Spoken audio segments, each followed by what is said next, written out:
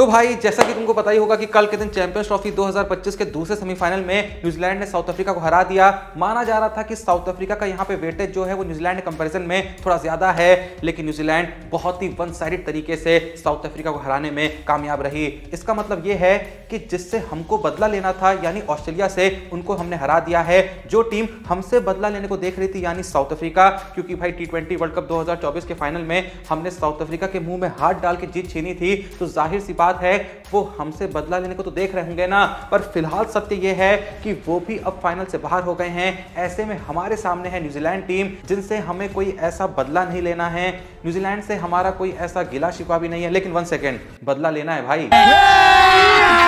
अभी मजा आएगा ना भिड़ो। देखो तुमको याद होगा 2019 ओडीआई वर्ल्ड कप के सेमीफाइनल में न्यूजीलैंड ने हमको हराया था, जो महेंद्र सिंह धोनी का आखिरी मैच भी साबित हुआ था। उसके बाद उस मैच का बदला हमने 2023 के ओडीआई वर्ल्ड कप के सेमीफाइनल में न्यूजीलैंड को हरा के ले तो लिया था। तो ऐसे में बदला फिट्टूस तो हो गया था।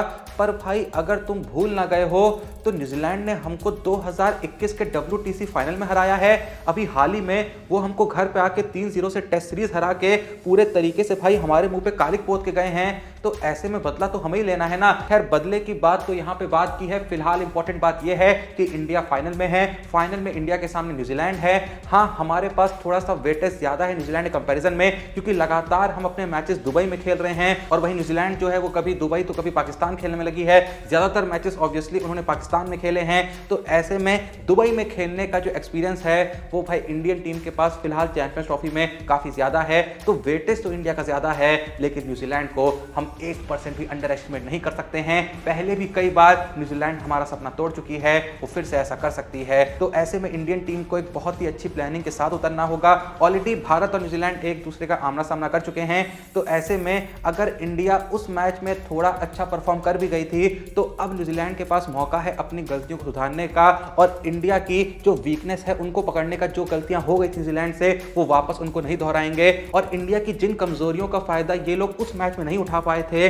उनका फायदा वो इस मैच में उठाने को देखेंगे। तो ऐसे में मुकाबला एकदम टक्कर का होगा, लेकिन कुछ भी करके भारत को ये मुकाबला जीतना ही जीतना होगा, ताकि भारत चैंपियंस ट्रॉफी 2025 की विजेता बन पाए। वैसे भाई एक सच यहाँ पे ये भी है कि जितना असल में इंडियन टीम नहीं तड़प रही होगी चैंपियंस ट्रॉफी 2025 को जीतने के लिए, उससे ज्यादा न्यूजीलैंड के अंदर तड़प होगी इस आईसीसी ट्रॉफी को अपने हाथ में उठाने की। क्योंकि भाई इंडिया तो फिर भी थोड़ा बहुत आईसीसी ट्रॉफी जीत चुकी है, लेकिन न्यूजीलैंड भाई आज तक एक भी वर्ल्ड कप नहीं जीती है। हाँ, 2000-2001 के आसपास एक चैंपियंस ट्रॉफी जरूर जीती थी। WTC की ट्रॉफी को अगर आप आईसीसी ट्रॉफी के तौर पर देखें तो हाँ, 2021 की WTC वो जरूर जीती है, लेकिन भाई आईसीसी ट्रॉफी जब चैंपियंस ट्रॉफी या वर्ल्ड कप हो तो उसकी अलग ही बात होती है। वर्ल्ड कप तो वर्ल्ड कप होता है, लेकिन फिर भी इस समय न्यूजीलैंड कुछ भी करके ये चैंपियंस ट्रॉफी जीतने को देखेगी और न्यूजीलैंड क्रिकेट के इतिहास में भी जो ट्रॉफीज का सूखा चल रहा है उस सूखे को खत्म करने को देखेगी। और ऐसे में भारतीय टीम को पूरी तैयारी करनी होगी रचिन रविंद्र और केन विलियमसन का तोड़ निकालने के लिए, क्योंकि कल के दिन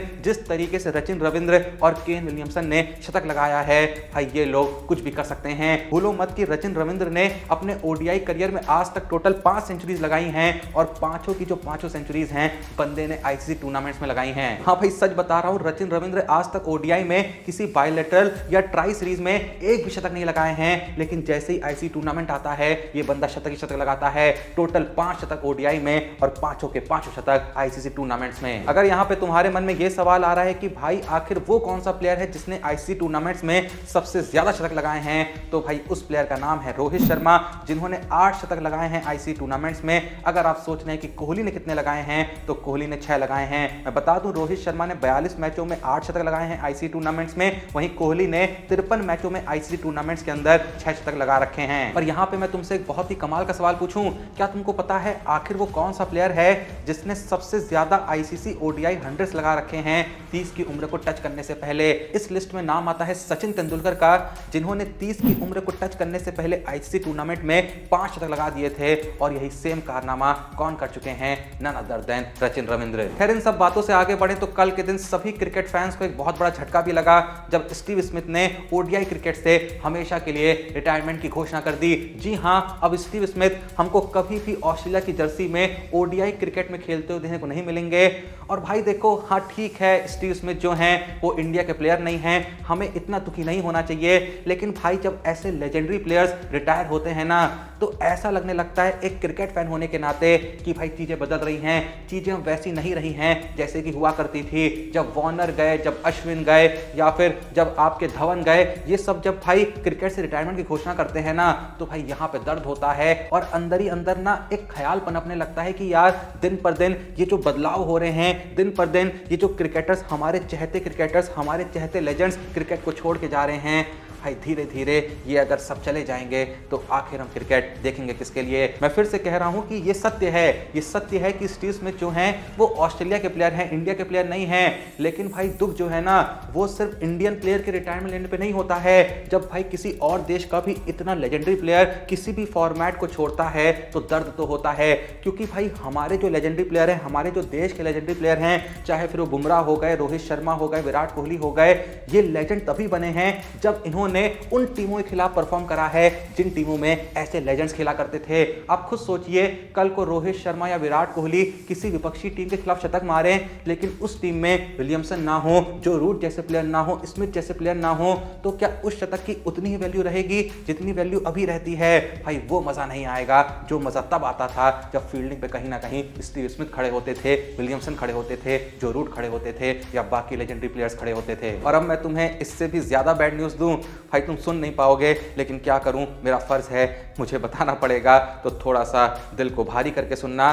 देखो, ये खबर भी आ रही है कि अगर भारत चैंपियंस ट्रॉफी 2025 का फाइनल जीत जाती है, जी हां, अगर भारत ये फाइनल जीत जाती है, अगर भारत चैंपियंस ट्रॉफी 2025 की विजेता बन जाती है, तो बहुत चांसेस हैं कि इस फाइनल को जीतते ही विराट कोहली और रोहित शर्मा ओडीआई क्रिकेट से संन्यास की घोषणा कर दें। हाँ, मैं जानता हूं तुम यही सोच रहे होगे कि भाई ऐसे में मैं ये चाहूं कि भारतीय टीम चैंपियंस ट्रॉफी जीते, या फिर ये चाहूं कि हार जाए ताकि रोहित और कोहली रिटायरमेंट ना लें।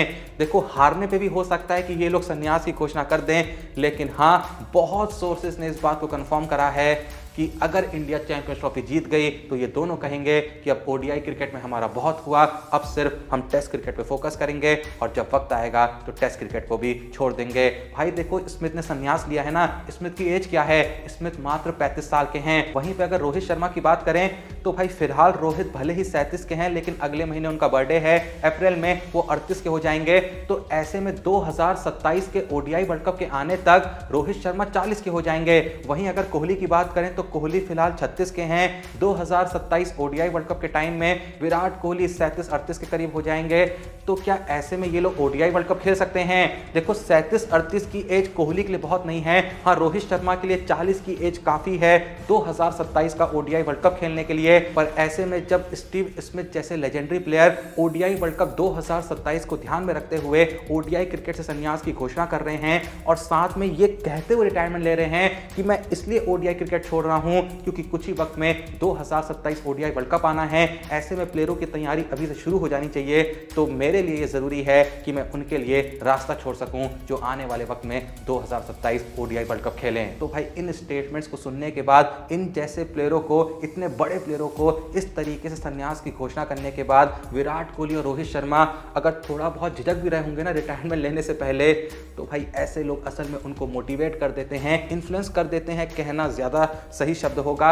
अब होगा क्या कोई नहीं जानता, लेकिन भाई बहुत चांसेस हैं कि अगर भारत जीता तो कोहली और रोहित शायद हमें कभी भी ओडीआई क्रिकेट में खेलते हुए देखने को ना मिले। खैर, स्टीव स्मिथ के ओडीआई क्रिकेट से संन्यास लेने के बाद अगर हम ये देखें कि वो जो हमारे फैब 4 प्लेयर्स थे, आखिर उनमें से कौन कौन से प्लेयर किस किस फॉर्मेट में अब भी एक्टिव बचे हैं, तो भाई टेस्ट क्रिकेट में तो फिलहाल चारों ही प्लेयर एक्टिव हैं, चाहे वो स्मिथ हो, कोहली हो, रूट हो या विलियमसन हो। ओडीआई से स्मिथ जा चुके हैं, लेकिन कोहली, रूट और विलियमसन अब भी एक्टिव हैं। अभी तक तो किसी ने संन्यास की घोषणा नहीं करी है, बाकी पता नहीं आने वाले दिनों में क्या होता है। वही बात करें टी20 की, तो कोहली ने संन्यास की घोषणा कर दी है, रूट, विलियमसन और स्मिथ ने अभी कोई ऐसा ऐलान नहीं करा है, लेकिन ये तीन हमको अब टी20 क्रिकेट में देखने को मिले, ये भी बहुत मुश्किल है। तो इनको आप कहीं ना कहीं रिटायर्ड मान सकते हैं टी20 फॉर्मेट से। ऑफिशियली कोहली नहीं अनाउंस करा रिटायरमेंट टी20 से। चलो भाई, अब इस थोड़े से दुखी माहौल से बाहर निकलते हैं। फिलहाल तो हमें खुशी होना पड़ेगा क्योंकि भारत चैंपियंस ट्रॉफी 2025 के फाइनल में पहुंच गई है यार।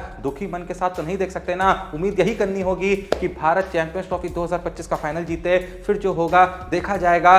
और भाई देखो, हम दुखी भले ही हो जाएं, हमें यह सोचना होगा कि कोहली और रोहित शर्मा या जो भी लेजेंडरी प्लेयर किसी भी देश का ऐसा कोई डिसीजन ले रहा है, आखिर वो इस डिसीजन को लेने के बाद खुश है। हाँ, हो सकता है कि उस पल में दुखी जरूर हो, लेकिन अगर उसने डिसीजन लिया है तो इसमें उसकी कहीं ना कहीं लॉन्ग टर्म खुशी होगी। शायद इसलिए वो ये डिसीजन ले रहा है, वो ऐसा निर्णय ले रहा है। अब देखो भाई, भारत ने हाल ही में जब ऑस्ट्रेलिया के खिलाफ सेमीफाइनल जीता तो जिस तरीके से इंडियन प्लेयर्स खुश हो रहे थे, चाहे वो रोहित शर्मा हो चाहे वो विराट कोहली हो। आप लोगों ने ना एक वीडियो नहीं देखी होगी जो कि कल के दिन मेरे सामने आई, जो कि बिहाइंड द सीन की वीडियो है। जब आखिरी के कुछ पल चल रहे थे मैच के इंडिया वर्सेस ऑस्ट्रेलिया के, तो जिस तरीके से ड्रेसिंग रूम में रोहित शर्मा विराट कोहली प्रिपेयर कर रहे थे खुशी मनाने के लिए, और जीत के बाद जिस तरीके से भाई सब लोग आपस में हक कर रहे थे, कमाल की वीडियो है। 1.5-2 मिनट की वीडियो है, उसका एक भी पल आपने नहीं देखा होगा। वो वीडियो मैंने आपके लिए सेव करके रखी है हमारे टेलीग्राम चैनल क्रिकबाजी पे। जाओ, डिस्क्रिप्शन और पिन में लिंक है, जाके टेलीग्राम चैनल ज्वाइन करो। ये वीडियो टॉप पे पिन करके रखी है। कसम से भाई, ये जो बिहाइंड द सीन की वीडियो है ना, देख ली ना अगर तुमने, तब तुम्हें समझ में आएगा कि इस समय रोहित और कोहली असल में कितने खुश हैं जो भी हो रहा है उससे। और उसके अलावा इस बार जो फील्डिंग मेडल है इंडिया वर्सेस ऑस्ट्रेलिया मैच के लिए, वो अय्यर को दिया गया। उसकी भी बिहाइंड द सीन की जो वीडियो है वो मैंने आपके लिए क्रिकबाजी के टेलीग्राम चैनल पर रखी है। जाइएगा, 2-3 वीडियो ऊपर जाएंगे, आपको देखने को मिल जाएगा। ये जो मेडल है इस बार लेजेंड रवि शास्त्री ने दिया है, इंडिया के एक्स कोच रवि शास्त्री ने दिया है। तो वीडियो का आनंद दीजिएगा। 2-3 मिनट की वीडियो है। ये वीडियो को देख के भी आपको बहुत ही ज्यादा खुशी होगी। यहां पे मैं याद दिला दूं कि बांग्लादेश के खिलाफ इंडिया के लिए मैन ऑफ द मैच मिला था शुभमन गिल को। फील्डिंग का जो मेडल दिया था अंदर ही अंदर ड्रेसिंग रूम में, वो केएल राहुल को दिया गया था। पाकिस्तान के खिलाफ मैन ऑफ द मैच मिला विराट कोहली को, फील्डिंग मेडल मिला अक्षर पटेल को। न्यूजीलैंड के खिलाफ मैन ऑफ द मैच मिला वरुण चक्रवर्ती को, फील्डिंग मेडल मिला विराट कोहली को। ऑस्ट्रेलिया के खिलाफ मैन ऑफ द मैच मिला कोहली को और फील्डिंग मेडल मिला श्रेयस अय्यर को। मतलब अभी तक इंडिया ने चैंपियंस ट्रॉफी में ये जो 4 मैच खेले हैं, इन 4 मैचों में से 3 मैचों में तो मेडल, कोई ना कोई मेडल कोहली को भी मिल रखा है। जैसे कि पाकिस्तान के खिलाफ मैन ऑफ द मैच मिला, ऑस्ट्रेलिया के खिलाफ भी मैन ऑफ द मैच मिला और न्यूजीलैंड के खिलाफ फील्डिंग मेडल मिल गया। अब ये बताओ, जो फाइनल होना है न्यूजीलैंड के खिलाफ, इस मैच में तुम्हारे हिसाब से मैन ऑफ द मैच किसको मिलेगा? फील्डिंग मेडल तो जिसे मिलेगा मिलेगा, लेकिन मैन ऑफ द मैच किसको मिलेगा? जो भी तुम्हारा जवाब है कमेंट सेक्शन में जरूर बताना। देखो भाई, सच बताऊं तो मैं तो कहीं ना कहीं 90% श्योर हूं कि भारत चैंपियंस ट्रॉफी 2025 का फाइनल भी जीतेगा और चैंपियंस ट्रॉफी 2025 की ट्रॉफी भी उठाएगा। बस मुझको डर इस बात का है कि ये जो भाई कहानी नहीं चलती है चारों तरफ कि शामी भाई जब भी किसी आईसीसी ट्रॉफी का हिस्सा होते हैं, भारत किसी न किसी तरीके से उस आईसीसी ट्रॉफी को गवा बैठता है। क्योंकि जब से मोहम्मद शामी ने इंटरनेशनल क्रिकेट में डेब्यू किया है, मैं बता दूं कि मोहम्मद शामी ने डेब्यू किया था 6 जनवरी 2013 को। उसके बाद से मोहम्मद शामी ने बस 2 ही आईसीसी इवेंट मिस करे हैं। एक है चैंपियंस ट्रॉफी 2013 और दूसरा आईसीसी इवेंट है T20 वर्ल्ड कप 2024। यही 2 इवेंट हैं जो इंडिया ने जीते हैं। उसके अलावा सभी इवेंट का हिस्सा रहे हैं मोहम्मद शामी अपने डेब्यू के बाद, और सारे के सारे आईसीसी इवेंट इंडिया जो है वो हार रखी है। मैं इससे ये नहीं बताना चाहता हूं कि मोहम्मद शामी इंडियन टीम के लिए पनौती हैं। मैं ये कहना चाहता हूं कि हमें कुछ भी करके इस चैंपियंस ट्रॉफी को जीतना ही जीतना होगा, ताकि मोहम्मद शामी पर से वो दाग हटाया जा सके। और भाई मोहम्मद शामी ने हर बार आईसीसी टूर्नामेंट्स में अपना 200 क्या 1000% दिया है, तो ऐसे में वो बंदा एक आईसीसी ट्रॉफी तो डिजर्व करता ही करता है। उम्मीद करते हैं कि मोहम्मद शामी इस बार आईसीसी ट्रॉफी जरूर जीते। तो जो भी ये वीडियो देख रहा है, तुम्हारा क्या मानना है? क्या इस बार मोहम्मद शामी हमको एक आईसीसी ट्रॉफी के साथ फोटो खिंचाते हुए दिखेंगे? जो भी तुम सोच रहे हो कमेंट सेक्शन में बता दो। बाकी जैसा मैंने पूछा कि तुम्हारे हिसाब से इस फाइनल में इंडिया की तरफ से मैन ऑफ द मैच कौन होगा? हाँ भाई, इंडिया की तरफ से अगर इंडिया जीतेगी तो इंडिया की ही तरफ से कोई मैन ऑफ द मैच होगा ना। अगर हारी गई फिर तो क्या ही होगा। तो भाई अपना जवाब ये भी कमेंट सेक्शन में जरूर बता देना। याद से डिस्क्रिप्शन या फिर पिन करने दिए हुए लिंक से हमारे टेलीग्राम चैनल क्रिकबाजी को ज्वाइन कर लेना, जहां पे क्रिकेट वर्ल्ड की हर रेयर वीडियो, हर रेयर क्लिप, हर बिहाइंड द सीन वीडियो और बहुत ही कमाल की मीम्स रेगुलर हम आपके लिए वहां पे लेके आते हैं। तो भाई ये मौका मिस मत करो, जल्दी से जाओ टेलीग्राम से ज्वाइन करो। वो जो बिहाइंड द सीन वाली वीडियो है, आफ्टर सेलिब्रेशन वीडियो है इंडिया वर्सेस ऑस्ट्रेलिया मैच के बाद की, वो मैंने टॉप पिन मैसेज पे रखी है। क्लिक करना, सीधे वीडियो का आनंद लेना। लेकिन भाई टेलीग्राम चैनल को ज्वाइन जरूर कर लेना। बाकी वीडियो को लाइक कर दो यार, चैनल को सब्सक्राइब कर दो। मिलते हैं नेक्स्ट वीडियो में, तब तक के लिए जय हिंद, धन्यवाद।